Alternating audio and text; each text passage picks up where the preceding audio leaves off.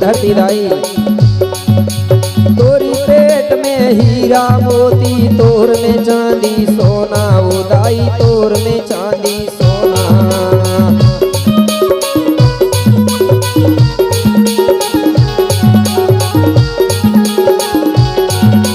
तोरी पेट में हीरा मोती तोर में चांदी सोना उदाई तोर में चांदी सोना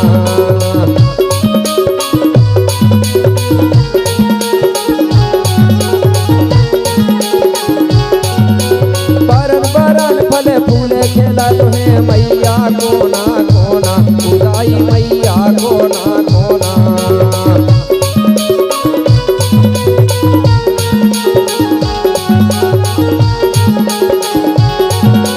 बरन बरन फल फूले खेला तुम्हें मैया कोना कोना उदाई मैया कोना कोना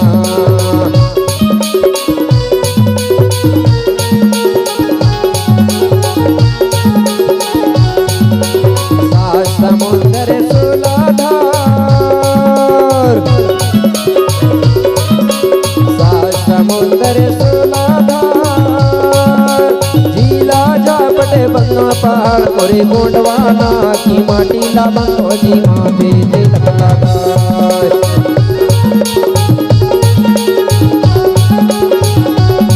अरे गोंडवाना की माटी ला बंगो जी माथे तिलक लगाए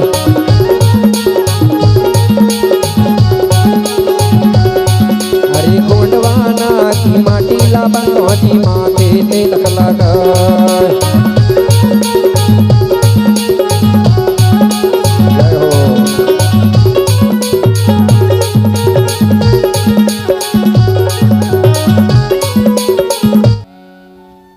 राजा और प्रजा मिलके काम करते थे। सास और बहू एक साथ सलाई से काम करती थी, बाप और बेटा एक सलाई से काम करते थे, इसलिए वहां की प्रजा सुखी थी। इस प्रकार सब लोग अपना जीवन बिता रहे थे। उस समय मेरे भाई 4 वेद 18 पुराण 6 7 9 ग्रंथ नहीं थे, उनका लेखा ही नहीं हुआ था, कोई जानते ही नहीं थे। ये गोंडवाना के लोग, ये भारत के लोग, चाहे वो एससी हो एसटी हो ओबीसी, कोई नहीं जानते थे वेद पुराण क्या होते हैं। ये तो बहुत बाद में आए हैं, स्कूलों में पढ़ा होगा। 1200-1300 ईस्वी में लिखा गया है सन में, उसके पहले कोई पुराण नहीं थे। स्कूलों में पढ़ा होगा आपने ऋग्वेद की रचना कब हुई, तो ये नहीं थे। तो हमारे गोंडवाना के जो एससी एसटी ओबीसी के लोग हैं, ये भगवान किसको मानते थे, देवता किसको मानते थे? चंदा सूरज को, नदी समुद्रों को, पेड़ पौधों को, धरती को, 5 तत्वों को, इनको देवता मानते थे। इसलिए इन्हीं की सेवा करते थे और आज भी कर रहे। सुबह से लेकर शाम तक हमारे लोग प्रकृति की सेवा करते थे। और वो समय रेडियो टीवी मोबाइल नहीं था, तो जब हमारी इच्छा होती थी मनोरंजन की, तो हमारे लोग क्या करते थे, पेड़ पौधों के गीत बना के गाते थे, चंदा सूरज के गीत बना के गाते थे, नदी और समुद्रों के, और नाचते थे और अपना मनोरंजन करते थे। क्योंकि वेद पुराण रामायण तो जानते नहीं थे, तो उनके गीत ही नहीं आते थे उनको। आज भी बहुत जगह आज भी पेड़ पौधों के गीत गाया जाता है, मतलब प्रकृति के। इस प्रकार मनोरंजन करते थे।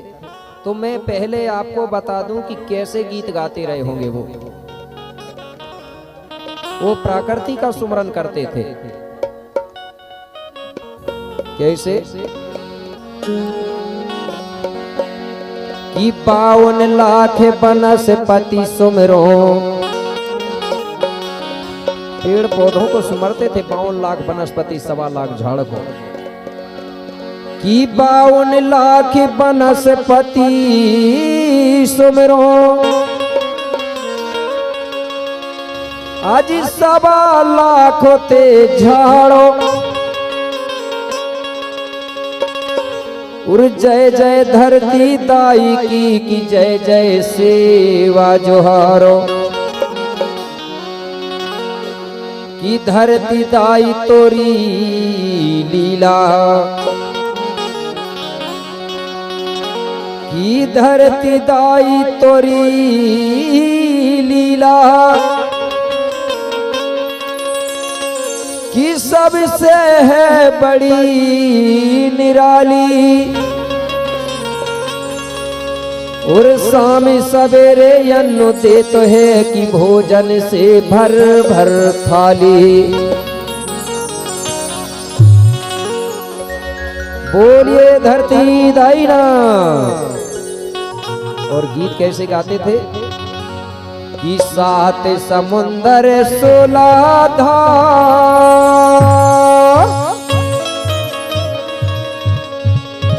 झीला झापट बंदो पहाड़ जी झीला झापट बंदो। अरे काले कसा की माटीला बंदो जी माथे तिलक लगा।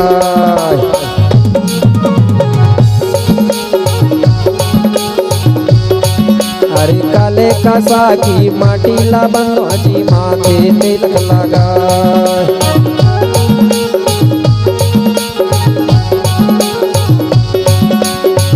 समुंदर 16 धार समुंदर 16 धार झीला झापट बंदो पहाड़ मोरे काले कसा के माटीला बंदो जी माथे तिलक लगा।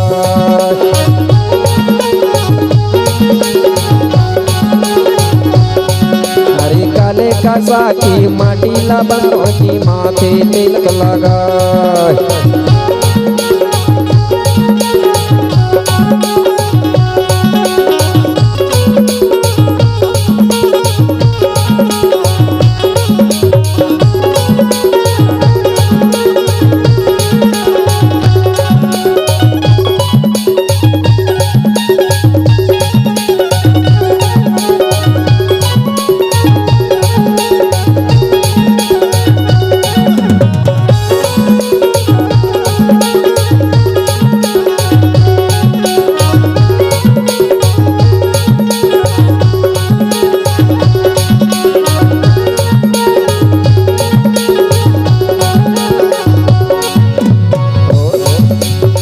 धरती दाई गोद में गंगा नर्मदा निर्मल जल में नहावे उदाई निर्मल जल में नहावेगा।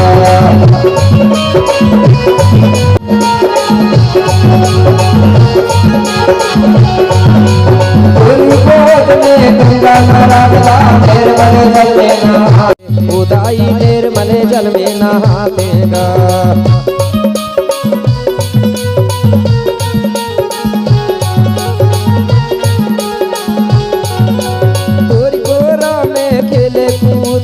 तोरे हमें पूते कहावे उदाई तोरे हमें पूते कहावेगा।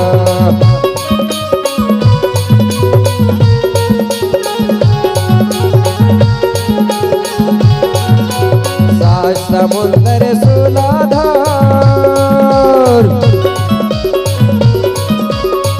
समुंदर 16 धार झीला झापट बंदो पहाड़ मोरे डोंगर गढ़ के माटीला बंदो जी माथे तिलक लगा।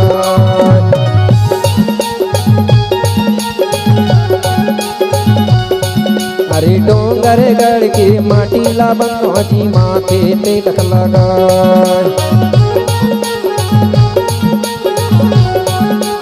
जय हो।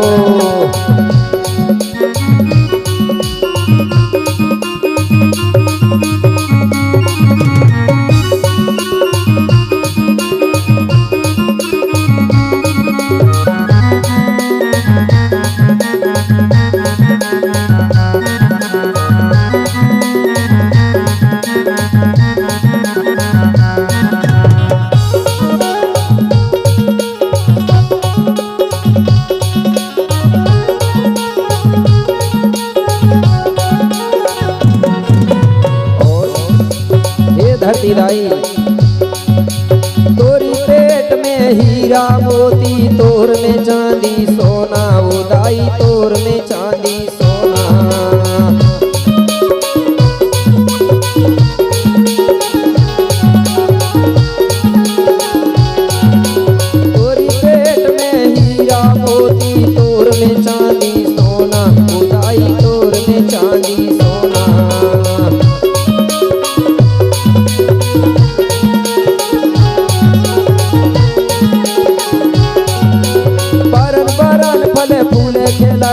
मैया कोना कोना उदाई मैया कोना कोना।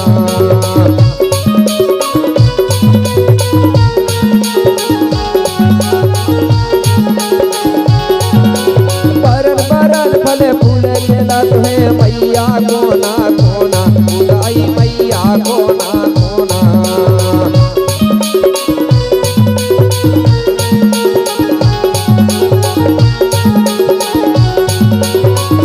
समुंदर सुलाधार समुंदर सुलाधार झीला झापटे बंगा पहाड़ मोरे गोंडवाना की माटी ला बंगो जी माथे तिलक लगाए।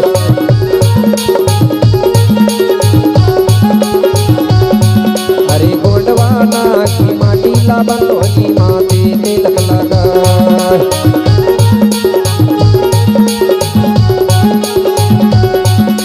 गोंडवाना की माटी ला बंगो जी माथे तिलक लगाए। जय हो।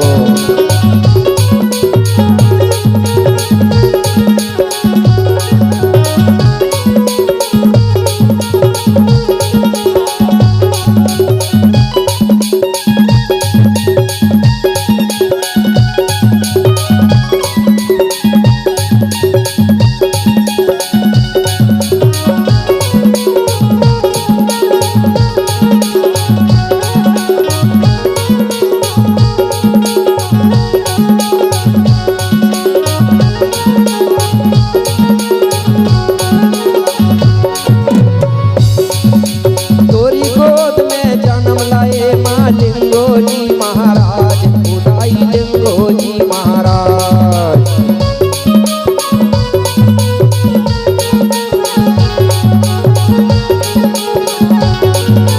तोरी गोद में जन्म लाए माँ लिंगो जी महाराज उदाई लिंगो जी महाराज।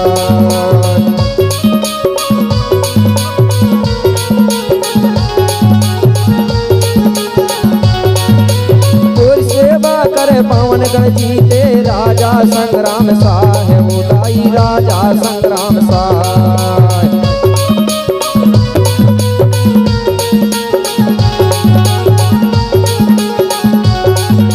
दूर सेवा कर पवन गण जीते राजा संग्राम साह उदाई राजा संग्राम साह।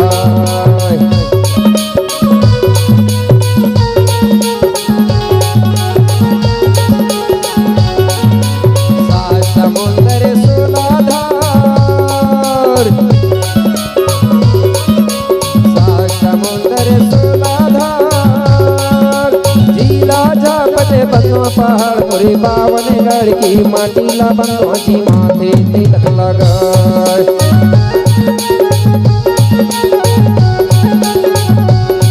अरे बावन गढ़ की माटी ला बंगो जी माथे तिलक लगाए।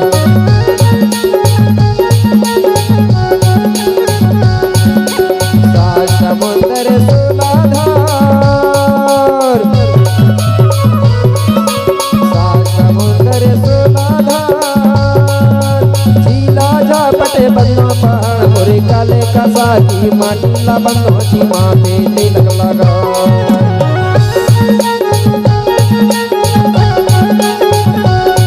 अरे काले कसा की माटी ला बंगो जी माथे तिलक लगाए। अरे डोंगर गढ़ के माटी ला बंगो जी माथे तिलक लगाए। अरे छत्तीसगढ़ की माटी ला बंगो जी माथे तिलक लगाए।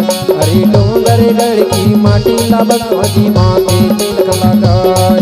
अरे काले कसा की माटी ला बंगो जी माथे तिलक लगाए।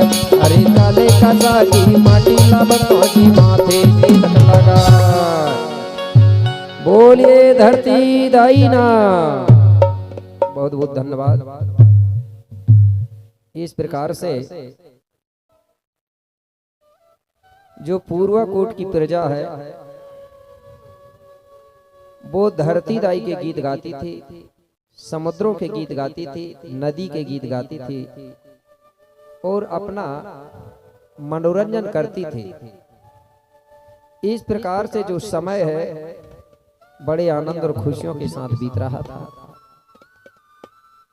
मेरे सगाजनों, राजा पुलसिव के विवाह के लगभग 5 वर्ष हो चुके थे। ध्यान से सुनना सभी लोग, बोलिए राजेश्वरी दाईना। तो राजा पुलसिव के विवाह के लगभग 5 वर्ष हो चुके थे, लेकिन राजा पुलसिव की एक भी संतान नहीं थी। धन दौलत भरपूर था, नौकर चाकर सोना चांदी सब कुछ था, लेकिन संतान नहीं थी। 5 साल बीत चुके थे और जिसके पास धन दौलत भरपूर हो और उसकी अगर एक भी संतान ना रहे तो वो राजा सुखी रहेगा क्या? नहीं रह सकता। अगर धन है तो उसके पास जन भी होना जरूरी है, और अगर धन है और जन नहीं है तो कोई काम का धन नहीं है। इसलिए राजा रानी बड़े दुखी थे मेरे भाई। कैसे? अरे बिन संतान दुखित दो प्राणी, दुखित दो प्राणी। राजा रानी बड़े दुखी थे। बिन संतान दुखित दो प्राणी, बिन संतान दुखित दो प्राणी।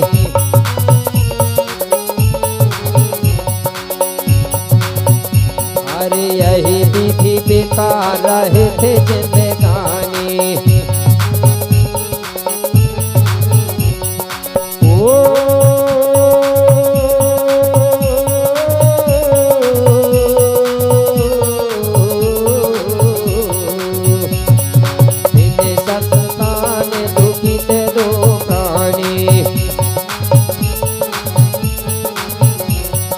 यही विधि बिता रहे थे जिंदगानी, यही विधि बिता रहे थे जिंदगानी। इस प्रकार राजा रानी दोनों बड़े दुख के साथ अपना जीवन बिता रहे थे, क्योंकि संतान नहीं थी। इस प्रकार से बहुत दिन हो गए मेरे भाई। धीरे धीरे समय बीतते गया। एक दिन की बात है, रानी हिरवा की इच्छा हो रही थी डूमर के फल खाने का। क्या? डूमर, डूमर ही बोलते हैं ना आप छत्तीसगढ़ी में। हिंदी में हमारे इधर उमर बोलते हैं, ठीक है ना। और गोंडी में तोया बोलते हैं, और संस्कृत में कूलर बोलते हैं। तो रानी की इच्छा हुई डूमर के फल खाने की, और रानी के घर में एक पिंजड़ा में तोता पला हुआ था, मिट्ठू। रानी ने उसी मिट्टी वाले पिंजड़े को उठाई और पिंजड़े को उठा करके हाथ में लेकर घर से निकल गई। कहाँ? डूमर के फल खाने के लिए। अब घर से निकली, चलते चलते नदी के किनारे पहुंची। नदी के किनारे में जाके देखी तो ढेर सारे डूमर के पेड़ लगे हुए थे, जो फले थे भी और पके थे भी। तो रानी हिरवा ने जो पिंजड़ा है तोता वाला, उसको जमीन पर रख दिया और पिंजड़े के दरवाजा खोलती है तो तोता निकला और डूमर के पेड़ की डाली में जाके बैठ गया। अब डाली में बैठ के क्या करता है तोता? अपनी चोंच को ऐसा लिया और चोंच से डूमर के फल तोड़ तोड़ करके रानी के लिए गिराने लगा। अब रानी उन फलों को उठा उठा कर खा रही है और अपनी भूख को मिटा रही है। इस प्रकार तोता फल गिरा रहा है और रानी हिरवा उठा उठा के खा रही है और अपनी भूख को मिटा रही है। कुछ देरी के बाद में अचानक हुआ क्या? एक बिल से अच्छा मोटा काला नाग निकला। भुजंग, गोंडी में तड़ास बोलते हैं, ठीक है ना। नाग को क्या बोलते हैं? तड़ास। तो वो तड़ास नागदेव निकला और जहां तोता था, मतलब जिस पेड़ पर तोता बैठा था, उसी पेड़ के किनारे नागदेव गया और उसी पेड़ में नागदेव चढ़ने लगा। तोता ने जब नीचे की तरफ देखा तो तोता घबरा गया नाग को देख के। अरे बोले, नागदेव आ रहा है, मुझे खा जाएगा। तोता डर गया, घबरा गया और तुरंत पेड़ से उतर कर भागा, उड़ के भागा और पिंजड़े में जाके घुस गया। रानी ने देख लिया कि तोता भाग आया। पेड़ के तरफ देखी रानी ने, डूमर के पेड़ के तरफ, तो उस पेड़ में नागदेव चढ़ रहा था ऐसा। रानी समझ गई कि ये नागदेव ने बोले मेरा काम बिगाड़ दिया, इसके डर से मेरा तोता भाग आया, अब मेरे लिए फल कौन गिराएगा और मैं क्या खाऊंगी। रानी पछताने लगी, बोले नागदेव ने काम बिगाड़ दिया। और नागदेव पेड़ पर चढ़ा और क्या करने लगा, अपनी पूंछ को ऐसा लिया और पूंछ से डूमर के फल तोड़ तोड़ कर जमीन पर गिराने लगा। रानी देख रही है और नागदेव पूंछ से फल गिरा रहा है। रानी ने एक भी फल नहीं खाई। तोता समझ गया कि रानी को डर लग रहा है। तोता पिंजड़े के अंदर से बोलता है, महारानी जी ये नागदेव तुम्हारे लिए ही फल गिरा रहा है, इन फलों को तुम उठाकर खाइए और अपनी भूख को मिटाइए। रानी हाथ जोड़ के कहने लगी, तोता नागदेव में जहर होता है, इन फलों में जहर लग गया होगा, अगर मैं इन फलों को खाऊंगी तो मुझे जहर लग जाएगा और मैं मर जाऊंगी, इसलिए मैं नहीं खाती। बोले तोता कहने लगा, रानी तुमको इतना भी पता नहीं है क्या, नागदेव के मुख में जहर होता है, पूंछ पे नहीं होता, इसलिए वो पूंछ से गिरा रहा, मुख से नहीं।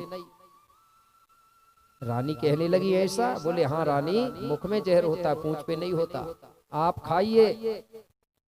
ये नागदेव बाबा शंभू का गले का हार है, ये नागदेव को बाबा शंभू ने पहुंचाया है तुम्हारा सहयोग करने के लिए। अगर तुम इन फलों को खाओगी तो बाबा शंभू का आपको वरदान मिलेगा। बोले कौन सा वरदान देंगे शंभू बाबा मुझे? बोले बाबा शंभू आपको वो वरदान देंगे कि तुम्हारा पुत्र नहीं है, तुम्हारी संतान नहीं है, अगर तुम नाग के द्वारा गिराए हुए फलों को खाओगी तो बाबा शंभू की कृपा से आपको कहीं ना कहीं पुत्र जरूर मिलेगा, कहीं ना कहीं से आपको पुत्र की प्राप्ति होगी। रानी कहने लगी, तोता तुम सही बोल रहे हो? बोले हाँ रानी, मैं सही बता रहा हूँ, ये बाबा शंभू ने पहुंचाया है इस नागदेव को, तुम इन फलों को खाइए, तुमको संतान की प्राप्ति होगी, तुमको पुत्र मिलेगा। रानी को विश्वास हो गया तोता की बातों पर कि बोले हो सकता है बाबा शंभू ने पहुंचाया होगा, ठीक है बोले मैं खा लेती हूँ। अब रानी जो नागदेव फल गिरा रहा था उन्हीं फलों को उठा उठा कर खाने लगी। इस प्रकार रानी ने खूब फल खाई, भूख मिट गई। अब रानी सोचने लगी अब घर चलना चाहिए। अब रानी ने पिंजरा उठाई तोता वाला और घर के तरफ प्रस्थान। घर पहुंची कुछ समय बाद वहां जाके राजा से अपना पूरा समाचार सुनाई। किसने? हिरवा रानी ने। किसको? अपने पति देव को। तो रानी हिरवा का पति कौन है? हाथ उठा के बताएं जो राजा था। फिर भूल गए तुरंत ना। पुलस्यु राजा। कौन? पुलस्यु राजा। पुलस्यु से सारा वृतांत सुनाई कि बोले महाराज आज मुझे बाबा शंभू भोलेनाथ का वरदान मिला है। बोले कौन सा रानी? बोले हमको कहीं ना कहीं से पुत्र की प्राप्ति होगी। बोले सही रानी? बोले हाँ महाराज सही मिला है। बोले पूरा समाचार सुनाई। राजा खुश हो गया, कहने लगा अगर रानी अगर बराबर बाबा शंभू का वरदान मिला है तो हमको पुत्र जरूर मिलेगा, क्योंकि बाबा शंभू अगर किसी को वरदान देता है तो शंभू का वरदान कभी खाली नहीं जाता है, चाहे कुछ भी हो जा। बोले राजा मन ही मन में बड़ा प्रसन्न हुआ, खुश हुआ। शंभू बाबा का सुमरन ध्यान करने लगा और अपना समय बिताने लगा खुशी खुशी के साथ। रानी ने धीरे धीरे अपने गांव की जो सखी सहेली है उनको भी ये बात बता दिया कि बोले मुझे बाबा शंभू का वरदान मिला है, मुझे पुत्र मिलेगा। सखी सहेली भी बड़ी खुश भई। राजा ने भी बता दिया। अब धीरे धीरे सब लोग अपना समय बिता रहे हैं और उस समय का इंतजार कर रहे हैं। कौन सा समय का? कि बाबा शंभू का वरदान पूरा कब होगा, रानी को पुत्र कब मिलेगा। इस प्रकार धीरे धीरे समय बीतता गया। कुछ दिनों के बाद में एक दिन रानी हिरवा का मन हुआ गंगा जी में नहाने के लिए, पेंडुर गंगा। अब रानी सोचने लगी कि अकेली नहीं जाती, अपनी सखी सहेलियों को लेके जाऊंगी। तो रानी ने तुरंत अपनी गांव की सहेली सखियों को बुलाई और उनसे कहने लगी, बहन आज मेरा मन पेंडोर गंगा में स्नान करने के लिए हो रहा है, इसलिए सुनो। सखी कहने लगी, क्या रानी सुनाओ?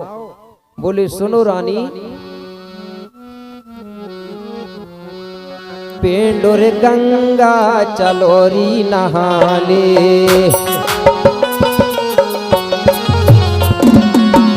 पेंडोर गंगा चलोरी नहाने,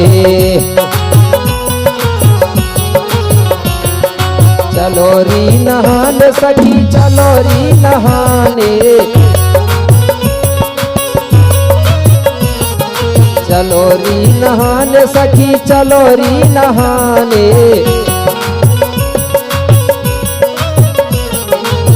सतरे बिना जिया नहीं माने,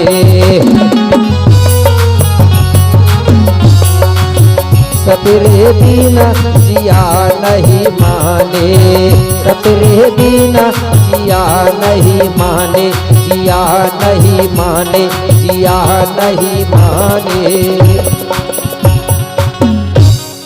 हिरवा रानी कहने लगी, बहन तुम सब लोग तैयार हो जाओ और मेरे साथ नहाने के लिए पेंडोर गंगा चलो, क्योंकि नहाए बिना मेरा मन नहीं मान रहा है, इसलिए तुम जल्दी तैयार हो जाओ।